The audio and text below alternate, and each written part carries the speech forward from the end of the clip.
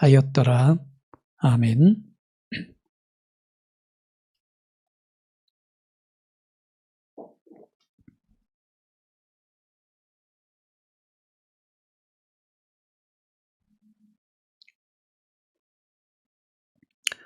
네, 오늘 다니엘서를 우리가 계속 묵상하고 있는데 말씀 위주로 묵상합니다. 우리가 말씀에서 은혜를 얻고 힘을 얻기 위해서는 말씀을 좀 깊이 들여다보고 그 말씀에서 힘을 얻는 것이 좋습니다. 그냥 그때그때의 순간적인 감정이나 느낌으로 말씀을 읽기보다도 말씀에 깊이 담겨있는 뜻을 잘 알고 은혜를 받는 것이 좋습니다. 자, 다니엘서 우리가 3장까지 함께 나누면서 묵상하고 은혜를 얻었고요. 오늘 4장을 보게 되는데 4장의 구체적인 내용에 들어가기에 앞서서 먼저 우리가 조금 전체적인 다니엘서의 전체적인 내용을 한번 개괄해 가면서 들어가는 것이 좋겠습니다. 왜냐하면 이 다니엘서는 아주 긴밀한 연결 구조로 짜여 있기 때문입니다. 우리가 3장을 지난번에 묵상했는데 3장하고 4장은 하나의 단위를 이룹니다. 왜냐하면 3장, 4장이 다 느부갓네살의 역사를 다루고 있기 때문입니다. 느부갓네살의 역사에서 일어난 사건을 다루고 있고, 그리고 3장과 4장 둘 다 모두 이 첫 번째의 강력한 세계 통치자 느부갓네살의 성격이 어떤가 하는 것을 보여주고 있기 때문입니다. 다니엘서 4장에서 우리는 이제 다니엘서 4장에서 이 역사적인 다니엘서 4장에 나타난 역사적인 의미를 한번 먼저 살펴보고 그 다음에 다니엘서 4장에 나타나는 예언적인 요소들을 한번 짚어보고 마지막으로 우리에게 주는 실제적이고 도덕적인 교훈을 함께 생각해 보고자 합니다. 4장을 읽으면 우리가 이 4장은 느부갓네살의 자서전으로 쓰여 있다는 것을 알게 됩니다. 느부갓네살이 3장 29절에서 모든 민족에게 공개 서한을 썼다고 나와 있죠. 조서를 내렸다고 했습니다. 공개적인 편지를 쓴 거죠. 그때 거기서도 느부갓네살은 자기의 생각을 다 밝히지만 사실 3장에서 대부분 많은 부분 느부갓네살 자신에 대해서 얘기하고 있습니다. 하나님은 이 강력한 세계 통치자의 교만을 드러내고 있지만 결국에는 하나님이 가장 높으신 분이심을 증거하기를 원하십니다. 자, 먼저 우리가 역사적인 부분을 한번 살펴봅니다. 느부갓네살은 모두 합해서 약 40년간 통치를 했습니다. 자, 1장과 2장은요, 느부갓네살의 통치 초기를 보여줍니다. 1장과 2장은 느부갓네살이 이제 세계 통치자, 커다란 제국의 통치자로 등장해서 초기에 어떻게 통치했는가를 보여주고요. 3장은 그보다는 약간 뒤에 말하자면 느부갓네살의 통치의 중간 시기 정도를 보여준다고 볼 수 있습니다. 그리고 오늘 우리가 읽은 4장은 느부갓네살의 통치 말기입니다. 그러니까 우리가 성경을 읽을 때 다니엘서 1장, 2장, 3장, 4장을 읽으니까 분량이 조금이다 보니까 이게 그냥 금방금방 연이어서 일어난 일들로 생각할 수 있는데 사실 시기로 볼 때에 1, 2장은 초기, 3장은 중간기, 4장은 느부갓네살의 말기에 일어난 사건을 보여줍니다. 자, 우리가 지난번에 읽었듯이 2장의 끝부분 정도 가보면 느부갓네살은 하나님에 대해서 어느 정도 알게 됩니다. 왜 그랬습니까? 느부갓네살이 꾼 꿈을 다니엘이 알아맞히고 다니엘이 해석해 주었기 때문이죠. 그래서 2장 47절에 보면 느부갓네살은 다니엘 앞에서 이렇게 인정합니다. 너희 하나님은 참으로 모든 신들의 신이시요 모든 왕의 주제시로다. 하나님을 인정합니다. 놀라운 고백이었죠. 그리고 3장 끝부분 정도에 가보면 하나님을 지극히 높으신 하나님이라고 부릅니다. 그리고 3장 29절에서는 이같이 사람을 구원할 신이 없다라고 인정합니다. 이렇게 보면 느부갓네살이 완전히 하나님을 믿는 사람으로 회개하고 돌아선 것처럼 보입니다. 그렇죠? 느부갓네살의 꿈 해석뿐만 아니라 지난주에 우리가 본 것처럼 사드락, 메삭, 아벳노고가 풀무불에 던져 넣었는데 불에 타지 않는 것을 보고 하나님에 대한 지식을 상당히 얻게 되었습니다. 하나님을 어느 정도 많이 알게 되었습니다. 다니엘은 정말 하나님을 상당한 정도로 알게 되었지만 여러분 그렇게 해서 정말 우리가 이 다니엘의 느부갓네살의 고백을 들어보면 정말 하나님을 믿는 사람으로 완전히 회개하고 돌아선 것처럼 보이는데 안타깝게도 이 느부갓네살이 알고 있는 하나님 지식이 내적인 깨달음에까지 이르지 못했다는 것입니다. 그는 이 신에게 절할 준비가 되어 있지 않습니다. 여러분 우리가 이 사건을 통해서 우리 자신을 한번 돌아봐야 합니다. 오늘날 한국 그리스도인들을 한번 돌아봐야 합니다. 하나님에 대한 지식은 많은데 그 지식이 나의 내적인 성숙과 내적인 회개와 내적인 깨달음에까지 이르지 못하는 그런 성도들이 있습니다. 참으로 안타까운 일입니다. 그러니까 성경에서 말씀하듯이 경건의 모양은 있는데 경건의 능력에까지 이르지 못하는 그런 성도들을 말합니다. 느부갓네살의 여러분 고백을 들어보시죠. 오늘 4장 1절로 2절 한번 제가 다시 읽어드리겠습니다. 느부갓네살 왕은 천하에 거주하는 모든 백성들과 나라들과 각 언어를 말하는 자들에게 조서를 내리노라. 원하노니 너희에게 큰 평강이 있을지어다. 인사를 먼저 하고 2절에 보십시오. 지극히 높으신 하나님이 내게 행하신 이적과 놀라운 일을 내가 알게 하기를 즐겨하노라. 참으로 크도다 그의 이적이요 참으로 능하도다 그의 놀라운 일이요 그의 나라는 영원한 나라요 그의 통치는 대대에 이르리로다. 이 얘기를 들어보면 하나님에 대한 놀라운 찬양처럼 들립니다. 그렇지 않습니까? 우리인들 이보다도 더 큰 찬양을 큰 노래를 부를 수 있겠습니까? 그런데 이 느부갓네살은요 지식을 얻었는데 그 지식이 내적인 회개와 내적인 깨달음에까지 이르지 못했다는 것입니다.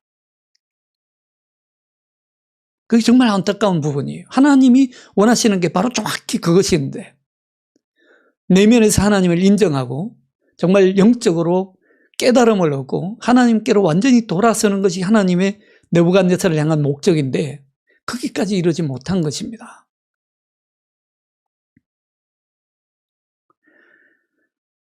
지식은 많았지만 하나님을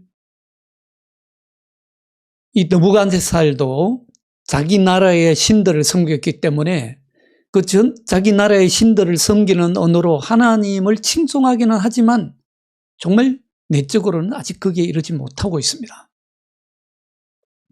그래서 하나님이 보시기에는 이 느부갓네살이 그냥 머리로 지식으로 하나님을 아는 정도가 아니라 정말 철저하게 회개하고 돌이켜서 하나님을 인정하도록 하기 위해서 또 다른 역사가 필요했던 것입니다. 오늘 4장에서 바로 우리는 하나님의 그 또 다른 역사를 보게 됩니다. 3장은 우상 숭배에 대해서 말하고 있고 또한 하나님에 대해서 얼마나 무지한지에 대해서 말씀하고 있습니다. 3장에 우리가 보지 않았습니까? 이미 느부갓네살은 다니엘을 통해서 하나님이 살아계시고 하나님이 뭔가 그에게 목적을 가지고 계신다는 것을 어렴풋이 알았습니다. 그럼에도 불구하고 느부갓네살은 커다란 신상을 세워놓고 거기에 절하지 않으면 풀물에 집어던지겠다. 엄청난 잔악성과 잔인성을 보여줍니다.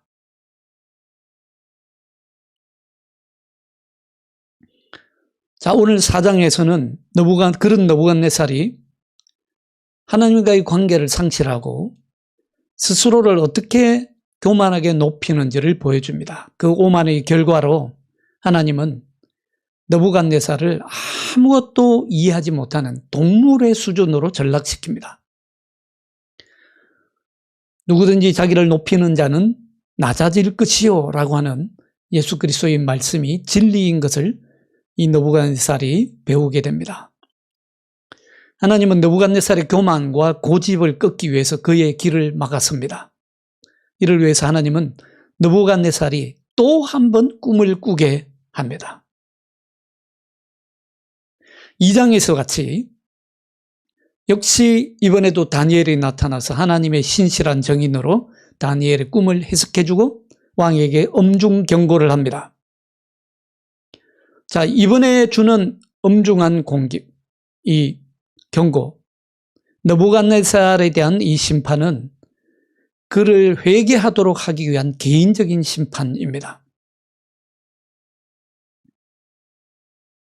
결국에 하나님은 자신의 뜻을 이루시고 느부갓네살은 귀한 교훈을 얻습니다. 그리고 4장은 왕에 대한 칭송으로 끝이 납니다.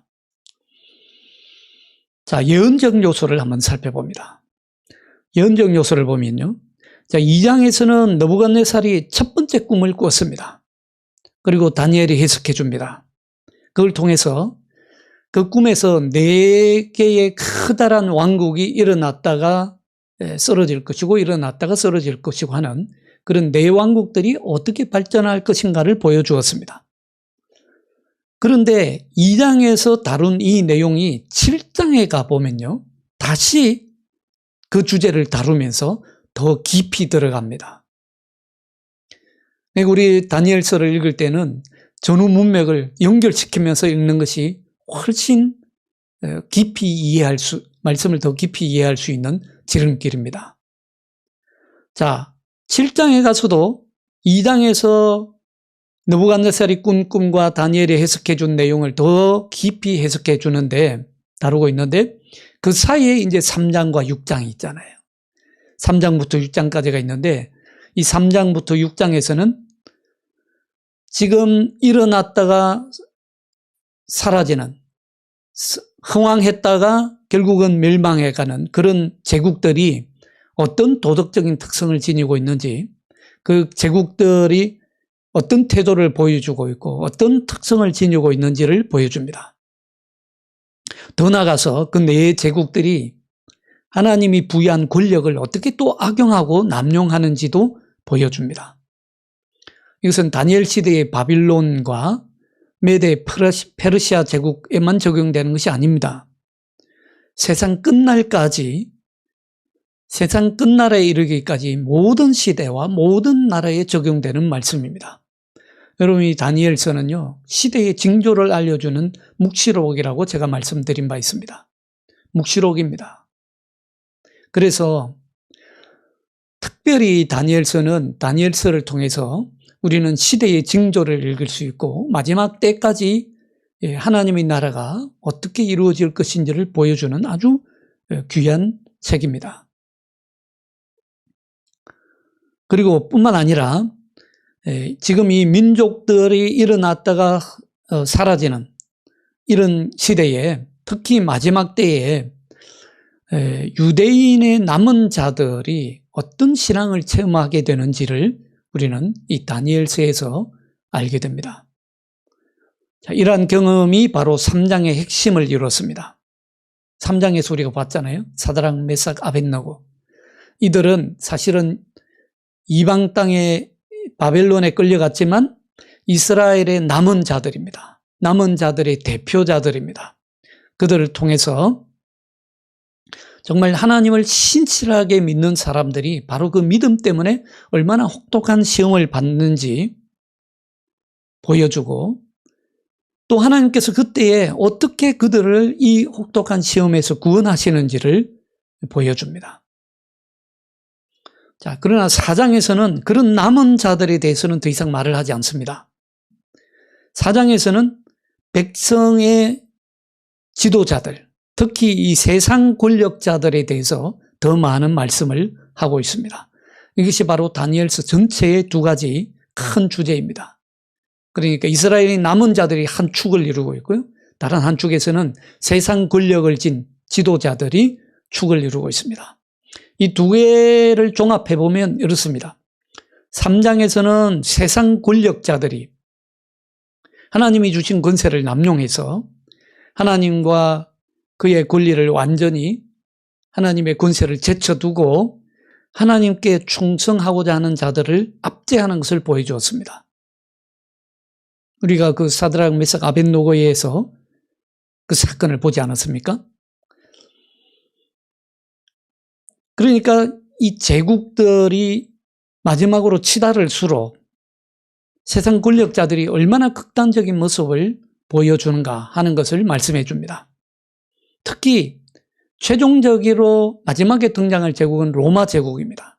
로마 제국에서는 하나님을 믿는 사람들이 얼마나 많은 시험을 당하고 고통을 당하는지를 적나라하게 보여주었죠.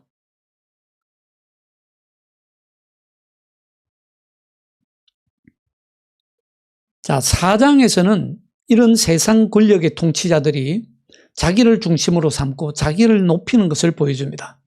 하나님께서 그들에게 주신 권세와 권위를 그들은 교만하고 오만해서 자기 자신을 드러내는 데 사용합니다. 하나님과 하나님의 뜻을 제쳐두면 인간은요, 생각 없는 동물이 되고 맙니다. 그래서 정말 하나님과는 전혀 관계없는 그런 존재로 살게 됩니다. 그걸 보여주는 것이 4장입니다. 그것은 또한 네 제국의 끝에 가서 가장 극단적인 형태로 나타납니다. 그래서 여러분들 요한계시록 13장 1절에 보면요, 이 세상의 마지막 통치자를 뭐라고 부릅니까? 짐승이라고 부릅니다. 짐승이라고 부릅니다. 결코 우연이 아닙니다. 하나님 없이 살면요, 내가 편하게 살 것 같지만 정말 이런 짐승의 수준으로 전락할 수 있습니다. 우리가 다니엘서를 읽어보면 다니엘서에서요, 순수하게 예언을 하고 있는 것은 다니엘서 7장입니다. 정말 순전하게 예언만 하고 있는 장은 7장입니다. 그 7장의 예언과 특별히 일치하는 장이 바로 오늘 4장입니다. 우리가 몇 가지 예를 들어보자면요, 이렇습니다. 첫 번째로 다니엘서 7장은 세계 제국을 이성이 없는 인간 정신이 빠져버린 짐승으로 묘사합니다. 그것이 요한계시록에 가서 결국에는 종말에 짐승으로 나타나지요. 그런데 4장에서는 세계 최초의 통치자가 처음으로 짐승으로 나타납니다.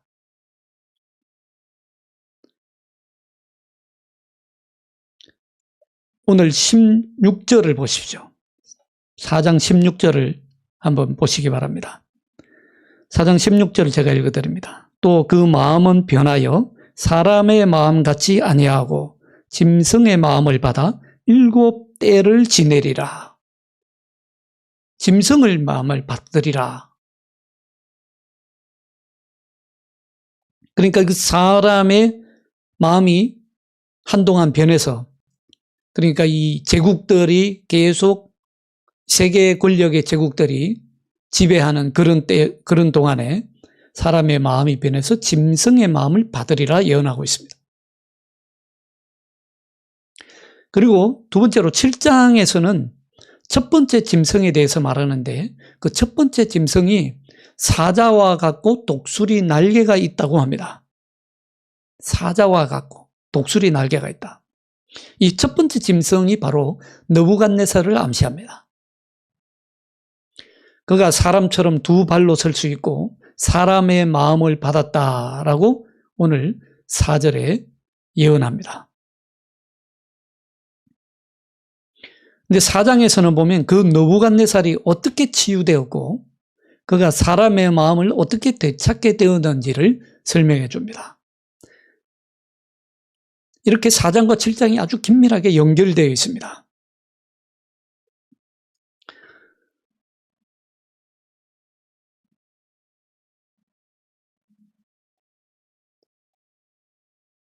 자, 그리고 세 번째로 다니엘서 7장은 7장하고 8장 25장에서는 마지막 짐승이 나오는데요. 그 마지막 짐승은 세계 통치자 로마를 말합니다. 로마 제국을 암시합니다. 근데 이 마지막 짐승이 가장 높으신 하나님에 대항해서 큰 일을 저질렀다고 말합니다. 우리는 이것을 4장에서 확인합니다. 마지막 세계 통치자의 원형이 바로 느부갓네살이고 그 느부갓네살은 교만하고 자만해서 교만한 말을 늘어놓고 자기를 자랑하고 주제 넘은 말들을 하는 것을 볼 수 있습니다. 자, 이처럼 이렇게 4장과 7장이 긴밀하게 연결되어 있는 것을 볼 수 있습니다. 자, 우리에게 주는 4장을 통해서 우리에게 주시는 하나님의 교훈을 우리가 한번 생각해 봅니다. 첫 번째로 다니엘서 4장은요, 우리가 철저하게 겸손할 것을 가르쳐 줍니다. 잠언서 16장 18절에 말씀하지 않습니까? 교만은 넘어짐의 선봉이요 거만은 넘어짐의 앞잡이니라. 교만은 정말 우리 주의해야 됩니다. 교만하는 것에 대해서 하나님 앞에서요, 교회 안에서 특히 정말 주의하고 또 주의해야 될 것이 바로 교만입니다. 교만은 넘어짐의 선봉이고 거만은 넘어짐의 앞잡이다.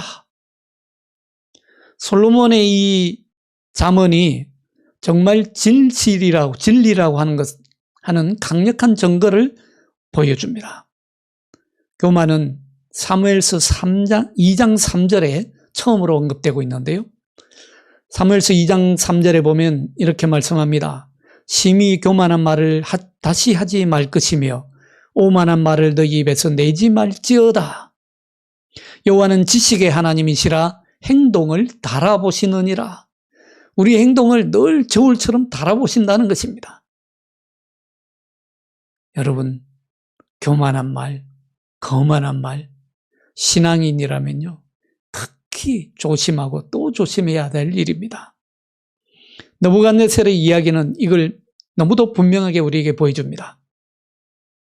야고보서 4장 6절에 말씀하지 않습니까? 하나님이 교만한 자를 물리치시고 겸손한 자에게 은혜를 주신다 했습니다.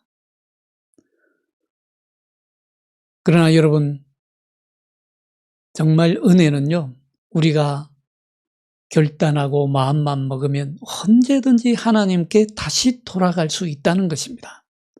회개하고 돌이킬 수 있다는 것입니다. 4장에서 우리는 그것을 배우게 됩니다. 하나님은 우리를 완전히 쓰러지고 넘어지게 하시는 분이 아니십니다. 하나님을 바라보고 자신을 낮추고 겸손하게 낮추는 사람들은 은혜를 얻고 회복을 얻습니다.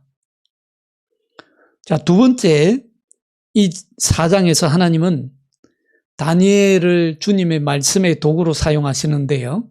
하나님께서 이교도 왕 느부갓네살에게 심판을 선포할 뿐만 아니라 이 느부갓네살에게도 분명하고 개인적인 복음의 메시지를 전해주시기 위해서 다니엘을 말씀의 통로로 사용하십니다.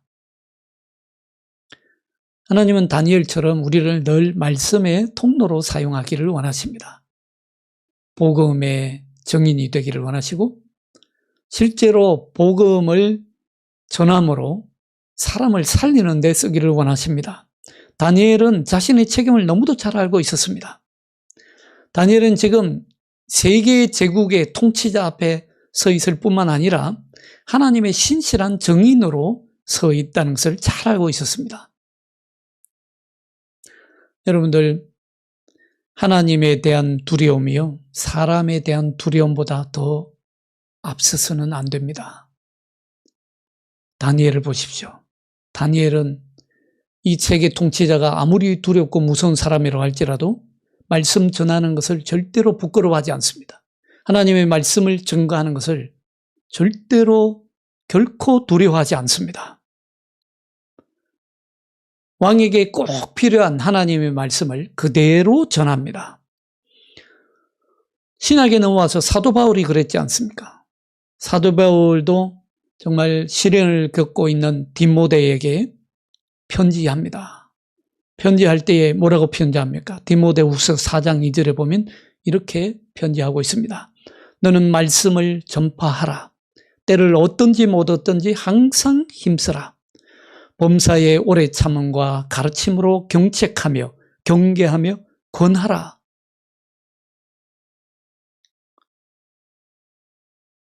때를 얻든지 못 얻든지 전파할 뿐만 아니라 경책하고 경계하고 권하라라고 말씀하고 있습니다.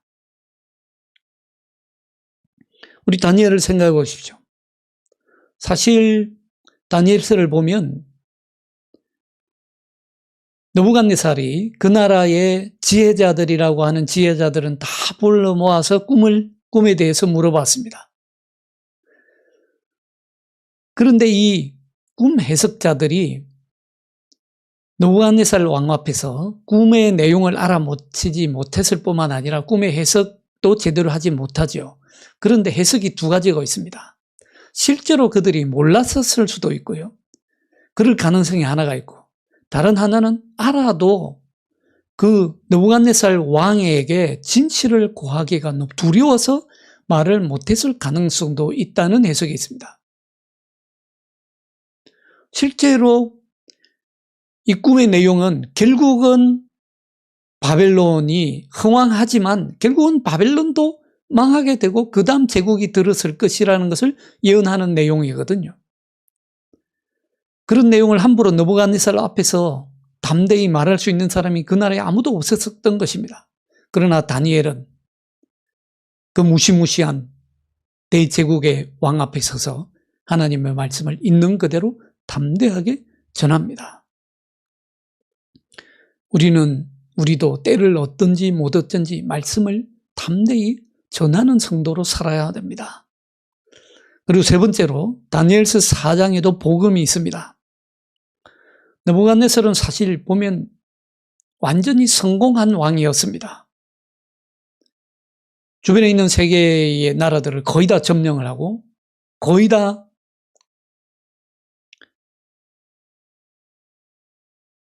자기의 제국으로 복속을 시켜서 정말 느부갓네살은 자신에게 필요한 것보다도 더 많은 것을 가지고 있는 왕이었습니다. 더 이상 부족한 것이 없는 왕이 되었습니다. 그렇게 성공한 왕이었지만 그러나 그는 자신의 종교와 교만과 거만함 때문에 하나님 없이 살았습니다. 그런 다음 그는 살아계신 하나님과 인격적으로 만나는 사람들과 접촉하게 됩니다. 다니엘을 만나게 되고 사드락 메삭 아벳노고를 만나게 됩니다. 그런데 참으로 안타까운 것은 그것조차도 처음에는 그를 바꾸지 못합니다. 2장과 3장에서 우리가 앞에 들었던 것 같이 얼마나 경건한 말을 늘어놓습니까? 진짜 하나님을 믿는 사람처럼 좋은 말이라고 하는 좋은 말은 다 늘어놓습니다. 하나님을 찬양하는 듯한 엄청난 고백이 나오고 있습니다. 그런데 그렇게 엄청난 경건의 말을 쏟아냈음에도 불구하고 그런 말조차도 그를 내면의 회심으로 인도하지 못했습니다. 오히려 정반대였죠. 다니엘을 통해서 그 놀라운 경험을 하고도 그는 전혀 하나님이 없는 사람처럼 행동했습니다. 그는 여전히 자기의 신들을 섬겼고 우상을 섬겼고 심지어는 더 큰 신상을 만들어 놓습니다. 이보다 더 큰 우상을 우리가 볼 수 없습니다. 그 신상을 만들어 놓고 우상을 만들어 놓고 믿는 자들을 핍박하고 하나님을 대적하면서 교만한 말을 늘어놓습니다. 그럼에도 불구하고 이 불경건한 전제 군주에게는 아직 희망이 있습니다. 또 한 번 하나님께서는 느부갓네살로 하여금 꿈을 꾸게 하십니다. 하나님이 왜 다시 꿈을 꾸게 하시는지 그 이유가 여기에 있습니다. 여기서 우리는 하나님께는 절망적인 경우가 없다는 것을 알게 됩니다. 여러분들, 돌아서기에, 회개하기에 너무도 나쁜 사람은 없습니다. 너무 나빠서 회개 못할 사람은 이 세상에 없다는 것을 우리가 알게 됩니다. 자, 네 번째로 느부갓네살의 이야기는 모든 회심이 하나님의 일이라는 것을 분명히 보여줍니다. 물론 우리가 우리 죄를 깨닫고 돌아서야 하지만, 회개해야 하지만 그것조차도 하나님께서 하시는 일이라는 것을 보여줍니다. 아주 엄한 방식으로 했기는 하지만 하나님은 느부갓네살의 삶에 개입하셨고 그가 마침내 회개에 이르도록 모든 것을 인도하십니다. 자, 오늘 4장에서 느부갓네살은 그의 통치 후반기에 접어들었습니다. 그의 적돌은 정복되었고 주변의 제국들이 다 정복되었고 바벨론은 번영했습니다. 아무것도 부족한 것이 없는 것처럼 보였던 이 강력한 통치자, 성공 때문에 교만해진 통치자, 그가 바로 느부갓네살입니다. 그가 성취할 수 있는 것은 다 이루었습니다. 정말 어마어마한 거대한 화려한 궁전을 지어놓고 거기에 살고 있었고 평안을 누리고 있었습니다. 그러나 그것은 곧 바뀌고 말 것입니다. 인생의 모든 것에는 때가 있지만 또한 모든 시간에는 특별한 위험의 시간이 있습니다. 이거는 우리가 평안을 누리는 때에도 해당됩니다. 사실 평안할 때예요. 우리가 평안할 때 자주 마귀가 특별한 틈을 타고 공격할 수 있는 그런 기회가 됩니다. 우리는 다윗의 삶에서 그것을 분명히 보았습니다. 사무엘하 11장에 보면 왕들이 출전할 때에라고 나옵니다. 무슨 얘기냐면 지금 암몬과의 전쟁을 벌이기 위해서 왕들이 출전하고 있습니다. 그럴 때에 다윗은 이제 쉬기 위해서 그동안 계속 전쟁에서 승리해 왔기 때문에 이제 예루살렘에 있는 자기 궁전에서 좀 평안하게 휴식을 취하기 위해서 궁전에 머물러 있습니다. 평안한 시간입니다. 휴식의 시간입니다. 그렇게 평안하게 휴식을 즐기고 있는 시간 내에 다윗이 저녁 때가 되어서 일어나서 왕궁 지붕을 거닐게 됩니다. 바로 그때에 그는 밧세바를 목격하게 되고 그는 그 유혹에 넘어가고 맙니다. 사실 이 사건이 일어나기 전에 다윗은요, 암몬과의 전쟁에서 승승장구해 왔습니다. 전쟁이 얼마나 힘듭니까? 그 거칠고 힘든 전쟁 속에서도 다윗은 하나님의 도우심만을 힘입었습니다. 승리를 거듭했습니다. 힘들었지만 그 어떤 유혹에도 넘어가지 않았습니다. 그러나 이 다윗이 예루살렘 왕궁에서 평안을 누리고 있을 때에 사탄의 유혹이 찾아옵니다. 평안이 오히려 그 일을 파멸로 이끌었습니다. 하나님께서는 우리 사람에게 쉴 시간을 주시고 또 휴식 시간은 반드시 필요합니다. 그러나 잘못된 휴식은요, 위험하고 쉽게 나쁜 생각을 하게 됩니다. 하나님 없는 자연인은요, 자신이 창조하고 성취한 것을 기뻐하고 좋아합니다. 거기서 평안을 누리고 거기서 만족을 누리고자 합니다. 그러나 정확히 말하자면요, 하나님 없는 만족을 누리고 있는 것입니다. 예수님도 비유를 통해서 이를 우리에게 잘 말씀해 주지 않았습니까? 누가복음 12장 19절에 보면 성공한 농부의 얘기가 나옵니다. 많은 소출을 거둬들였습니다. 정말 그 해에 엄청난 수확을 거둬들였습니다. 한 창고에 다 보관할 수 없으니까 창고를 더 지어서 거기에 보관해 두려고 합니다. 사실 이 농부가 뭐 크게 잘못한 것이 없습니다. 나쁜 짓을 특별히 많이 했다 이런 얘기도 없습니다. 그저 많은 수확을 거뒀기 때문에 창고를 더 지어서 보관해 두고, 그리고 누가복음 12장 19절에 이렇게 얘기하죠. 또 내가 내 영혼에게 이르되 영혼아 여러 해 쓸 물건을 많이 쌓아두으니 평안히 쉬고 먹고 마시고 즐거워하자. 그냥 농부도 수고를 많이 했기 때문에 쉬면서 자기가 쌓은 수확을 가지고 평안히 그 수확을 즐기면서 누리면서 평안을 즐기고자 합니다. 바로 그 쉬고자 할 때에 잘못된 생각이 일어나고 그를 파멸로 길로 인도한다는 것입니다. 하나님은 그의 인생에서 개입하십니다. 하나님 없이 생각한 것이죠. 인생에서 하나님 없이 생각하니까 가장 큰 실수를 저지른 것입니다. 하나님은 그의 삶에 개입하셔서 돌연히 그의 삶을 그날 밤에 끝내시고 마십니다. 하나님은 느부갓네살로 하여금 두 번째 꿈을 꾸게 하는데요. 오늘 4절에 보십시오. 나 느부갓네살이 내 집에 편히 있으며 내 궁에서 평강할 때에. 너무도 지금 전성기를 누르고 있습니다. 너무도 편합니다. 느부갓네살은 처음에 꿈을 꿨을 때 너무도 두려웠는데 지금은 너무도 편합니다. 바로 편할 그때에 하나님께서 그에게 다시 한번 꿈을 꾸게 하십니다. 어떻게 보면 느부갓네살은 처음에 자기가 꿨던 꿈을 다 잊어버린 것처럼 보입니다. 이제 너무도 태평성대의 시기가 왔기 때문에 처음에 그렇게 두려움에 사로잡혔던 그 꿈을 잊어버리지 않았나 싶을 정도예요. 다니엘을 통해서 꿈의 해석을 들었는데 그것도 다 잊어버린 것 같습니다. 그러나 오늘 다시 꿈을 꾸게 됩니다. 그때에야 느부갓네살은 그 옛날에 자기가 꾸었던 꿈을 다시 기억하게 됩니다. 그렇기 때문에 그는 다시 처음 가졌던 그 불안과 두려움에 빠지고 맙니다. 다시 한번 다니엘로부터 처음에도 그렇지만 이 느부갓네살의 왕국이 끝날 것이라고 하는 소식을 듣게 됩니다. 그러나 그것이 언제가 될지는 몰랐습니다. 처음에도 그랬죠. 처음에 꿈을 꿀 때에 그 예언의 말씀을 들었지만 언제 자기 왕국이 끝날지를 몰랐습니다.